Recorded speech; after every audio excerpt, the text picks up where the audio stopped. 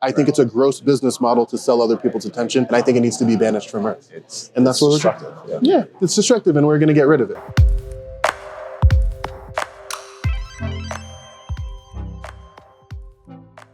But the cool thing about what you're focused on is kind of the community aspect and looking at how communities operate. And then I'm really curious to how you think about communities and DAOs and how they kind of tie together. Whether it's Web2 communities, whether it's just small groups of people, how they function, and how that operates in terms of what you're doing. For me, just to be straight up front, I don't consider myself an expert in how communities work. None of us do. I came to this community work when I started looking at blockchain technology. I'm like, what can this technology do? What is it for in the grand scale? What reshapes in the world because this technology exists? So I just spent a lot of time thinking about it, tried to come up with different business models or different things that can be built with this thing. And to me, the biggest possible thing you can do if you have a toolkit for economic and social coordination is to fund the things that we share, the public goods, the club goods, coordinating the provision of the things that we share is what I think is the biggest thing that's going to change because this technology now exists. So that's why I think community is so important. Communities are the beneficiaries of this broad movement that's happening when it comes to Web3, blockchain, crypto, whatever you want to call it. Communities are the beneficiaries. So that's why I try to serve communities as best as I can, because I'm like, hey guys, everything that's happening, you are the beneficiary. Let me organize you to help you see what's going on so you can actually benefit from it. Whenever we talk about DAOs, whenever people kind of bring it up, it's largely, people talk about the Yearns, the Aves, mostly the DeFi related DAOs, or maybe even some of the larger communities. I think there's just so much value and benefit for small groups of people, small communities, especially outside of, let's say, marginalized communities, for example, global South communities, underserved groups of people in general.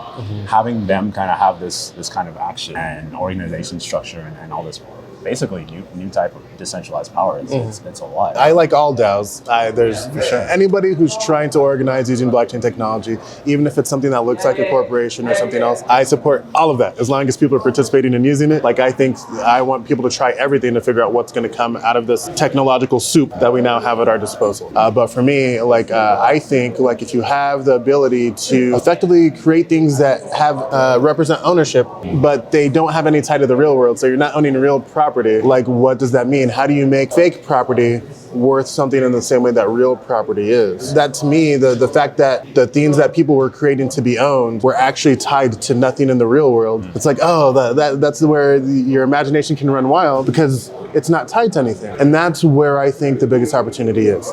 So when I try to think back to things that have happened in the past that could be better if you had blockchain technology to use to coordinate things, I think it's something like the labor movement, where again, it's not something that directed wealth to a set of owners. It actually directed wealth away from owners. But what they did was engage in collective action. They coordinated collective action at a mass scale that gave us things like the 8-hour workday, so we didn't have to spend all of our waking hours working for some boss. We got the weekend, so we could have Saturdays and Sundays with friends. We got retirement benefits. Collective action got us those things. I think if you had something like a blockchain technology to coordinate that collective action, it would have been easier and it would have had a dramatically bigger effect. But secondly, I think the kind of collective action that we can engage in is actually bigger than what the labor movement did. I think actually, while the labor movement was very effective and I support all the things that came out of it, I think it pushed against the wrong thing. What I think we should engage in collective action to push against is middlemen extracting value. And if you've been in Web3, that's been the narrative since day one. Get rid of the middlemen. They're collecting value from us. That's our value. We should be able to control it. So people build new things. They're saying, hey, we're going to create this community-owned thing where there is no middleman. Or they take an existing thing that they've built and they exit to community. They distribute the ownership to their community. But I think we can actually organize collective action that pushes against all middlemen in our economy and drives that value to the communities that you and I are part of. I think that's the biggest possible collective action that can be engaged in by anybody. And I think we should all do it together. Collective action is something that's so underrated. And if you look at the labor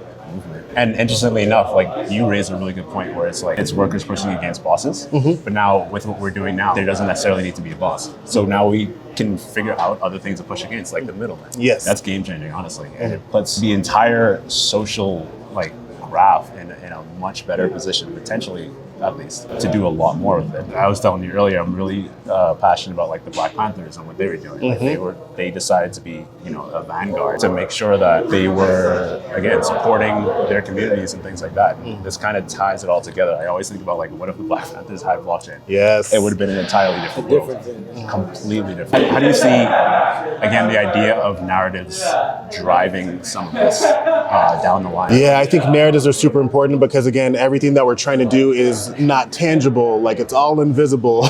And we have to have good stories to put things in people's heads. And I think that's the thing that I've struggled with the most over my 7 years or so in the blockchain world. For me, when I started trying to figure out like how to use this technology to coordinate the things that we share, I had all these different ideas, and getting people to understand them has always been hard. And Panvala, which is kind of the third in the series of things that I've tried to do in that realm, it's basically been a series of stories to get people to where I'm going.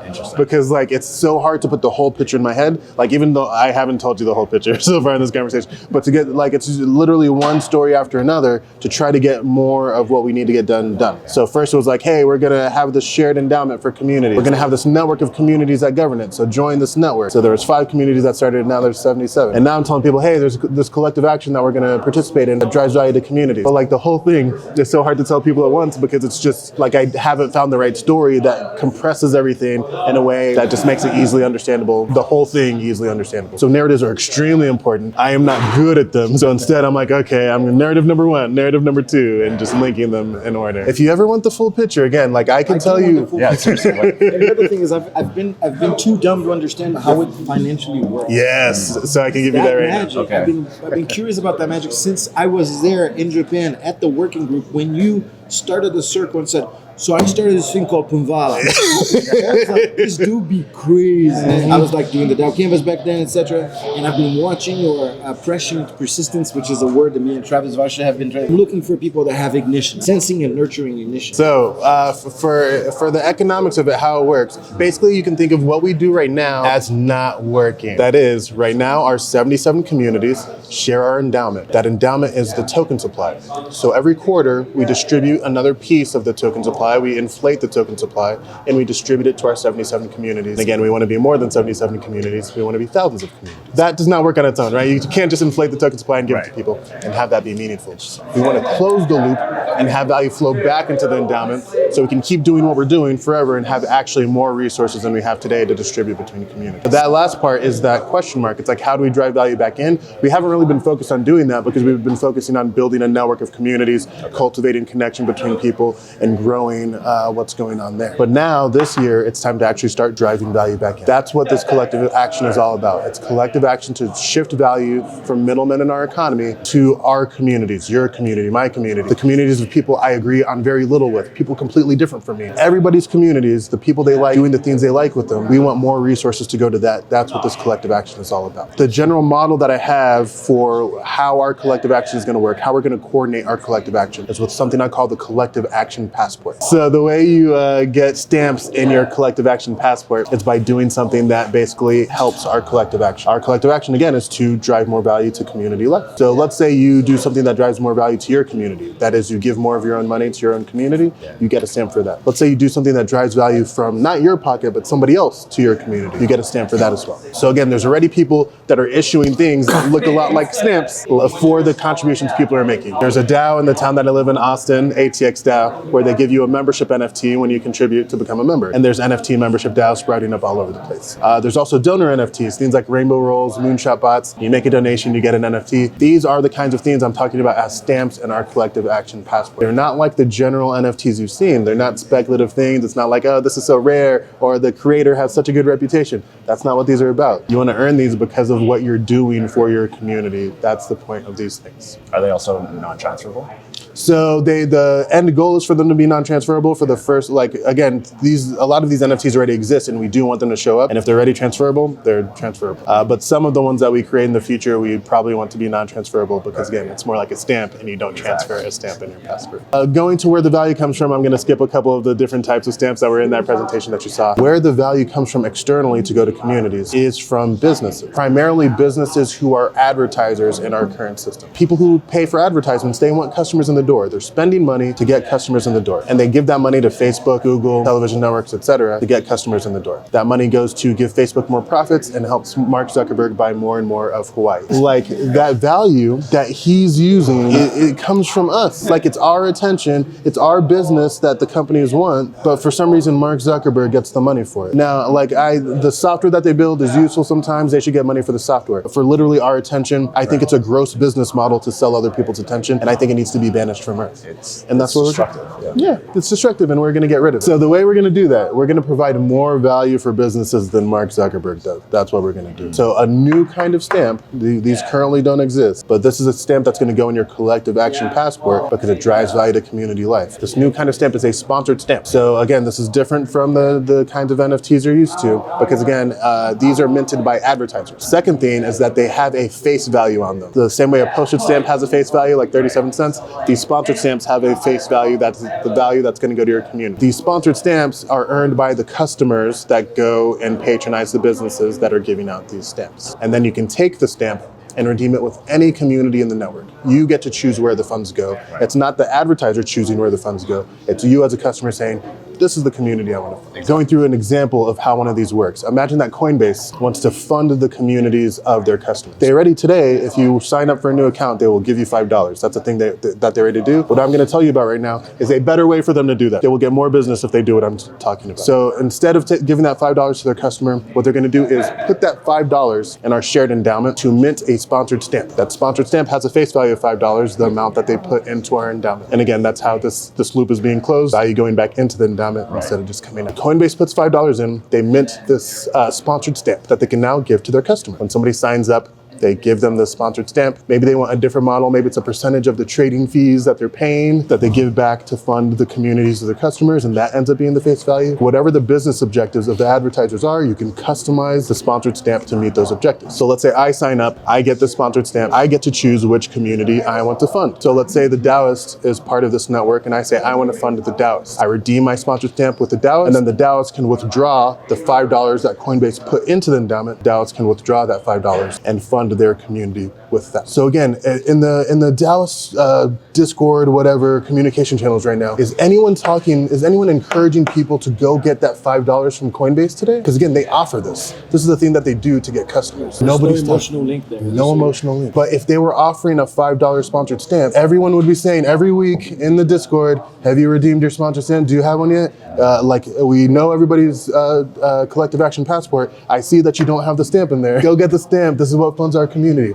It is a more effective way of spending advertising dollars than everybody is spending advertising dollars today. It just isn't possible for them to do. Like nobody has built this because again, it doesn't give value to middlemen. There's no reason for somebody to build this of their own volition because again, like the normal business model is extract, be the middleman. That's what every venture capitalist in Silicon Valley is telling people to do. We just want to end that forever. So we have to organize our communities, your communities, as many communities working together as possible. Communities of people we don't agree with because again, we still benefit with the more people that we can work with, the stronger our collective action gets. So I don't care if your community is not one that I want to join. I want to work with you anyway, as long as it's not like hateful or objectionable or anything like that. But again, if it's something I would never join, I don't care. I want to work with you anyway. The more people we get to do this, to shift value in our economy from middlemen to communities by literally treating the entire advertising spend in our current economy as an endowment that any human being can draw from, fund their community. That's how we put community life at the center of our society. That's how we make all people that we organize impossible for middlemen to extract value from. Yeah. And that's how we actually deliver Web3's benefit to working class people who don't own assets today. Like we're saying that all these things that are being built in Web3 are going to be owned by everybody. I don't think that's completely true because I don't think that's how wealth is allocated. But collective action can deliver those benefits to every single person who participates in the collective action. That's what we're doing together. That's how we're going to reshape how our economy works, where anytime value is created by you but extracted by someone else, that's going to go to your community instead. And that goes back to the regen thing. Regen that we were talking about before. Basically. It's also in the same way we were talking about how narratives run the world, also incentives run the world. Yes. It's all incentivization, and this is literally restructuring and reframing it so that we're more incentivized in a more autonomous way to fund our groups and our communities, and that completely shifts, actually breaks the balance in the best way possible. There's incentive is not just a financial thing. There's the being and belonging component. Exactly. Absolutely. Exactly. That's why Coinbase's current model, where they give $5 to people who sign up, here's $5, please sign up. Yeah. That's why it's less effective than giving it to the community, because we're all going to be, because we want to belong, because we want to support each other, we're going to go and do what that business wants. They just want business. I need a place to trade. So if Coinbase is offering my community money, I'm going to go do that. But right now, that is not very influential on me. I don't care if it's FTX, Binance, whatever. I don't really care. But if there was an exchange that was funding my community, that's literally the one that I would choose every single time, like hands down. So that's how our whole economy is going to work. Like when you're walking down the street, choosing which business to patronize, who's giving the highest value sponsored stamps for your business. When you're online, trying to figure out who to do business with, same sort of thing. And there's so much money available. Like again, that's not money from your own pocket. When did you? So this was 2018. There's actually a series of talks that I gave at Consensus about basically the economics behind what I've been trying to organize. Again, I still haven't told you the full thing because the full thing is too big. It goes into the value of land, the value of everything that's scarce in our economy. You're gonna need to build like a sales force kind of a thing, so you can bring this vision into reality. It's gonna be like you need a persuasion army until it becomes like practice. Absolutely. Like it needs to feel like a mass movement. And again, that's scary to some people because not all mass movements are good. I won't go into any details. What we actually need is a mass movement. It needs to be kind of a ideology that propagates itself because people understand that the benefits of it are going to them and they know what to do based on simple messaging that everybody can do. So that's really what I think the collective action passport can end up being. It's literally just get stamps from your community, get stamps from businesses that fund your community. I think that's simple enough. People can feel what's happening just from that. It's like your community gets more funding through the collective action passport. Like that's the whole thing. Even if people don't understand the economics behind it, people don't understand that middlemen are extracting value from them, they don't have to understand it. They just need to do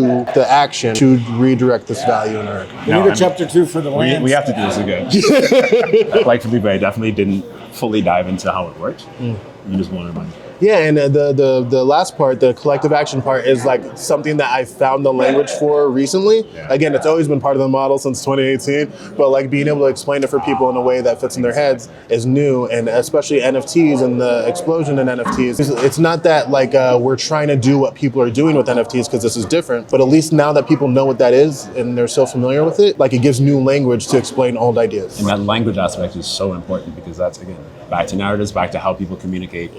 Everything is communication. Now it makes it at least slightly easier to bring new people in, to get people to understand, Yes. especially when you're going into communities where there isn't, a lot of crypto knowledge or understanding or how blockchains work. They can still easily get into it and understand what they have to do to be a part of it and how they can operate. That is nothing short of empowerment. And what this entire space should be is empowerment at the end of the day. And again, like you don't have to own anything for this to work. You can own 0 assets, Right. but there's still value in our economy that's flowing because of you to get your business. Like even if you have a little bit of money, that money that you're spending is something that somebody's willing to pay money to get. And that's actually an asset for you now if we organize in this way. And that's the whole ecosystem actually contributing and collaborating with each other, even if they're not thinking about it that way. Yes. They're still operating as a collective, as a community, or as multiple communities, or as, entire ecologies and ecosystems of communities. Yep. That's how we really change everything. Yep. Anybody who's organizing on the basis of community ownership is already part of this broader movement that I'm trying to organize. In the same way, like in the cooperative movement, when more and more people are creating member-owned businesses, like one of the things that they encourage in their principles, the Rockdale principles, I believe, was cooperation between cooperatives. It's not that you all have to be part of one thing, but if you're organizing on the basis of having member-owned enterprises, then everybody benefits when everybody succeeds. Like we're just trying to like help each other succeed and drive more value to the actual people using the businesses that are being created. There's so much opportunity for everybody who's willing to not fight for first place, but fight for dignity. That it's might as well just let all the traditionally advantaged populations go fight for first place. And We'll organize separately. We'll just organize a place of thriving dignity here.